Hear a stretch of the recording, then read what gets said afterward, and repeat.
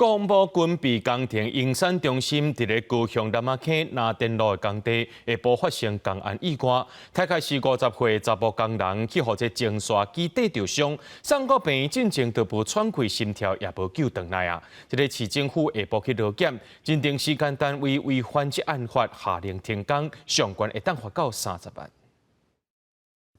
变过期的东基区缀着工人的只脚。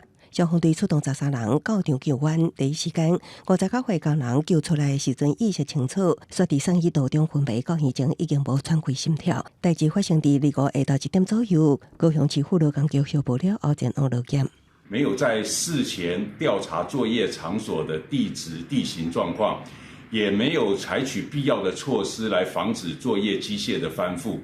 而且作业时也没有禁止人员进入操作半径或者是附近有危险之余的场所。受伤的人是现场协助动线指挥的工作人员。事故地点是伫国防部军备工程营产中心，伫高雄南仔溪区拿电路上的工地。经过了解，工程已经外包予时工厂商，不过厂商针对工人详细甲后续处理，无愿意回应，所予劳检出欠点，已经下令停工。那劳检处已勒令现场停工。针对违反职业安全卫生法第6条第1项的部分，可处最高30万元的罚款。受伤的人到院的时状况无乐观，救急了后死亡，死因会由检察官上检厘清。时工厂商也恐惊因为违反这案法，面临上悬30万罚款。劳工局也呼吁业者一定落实安全作业标准，维护劳工安全。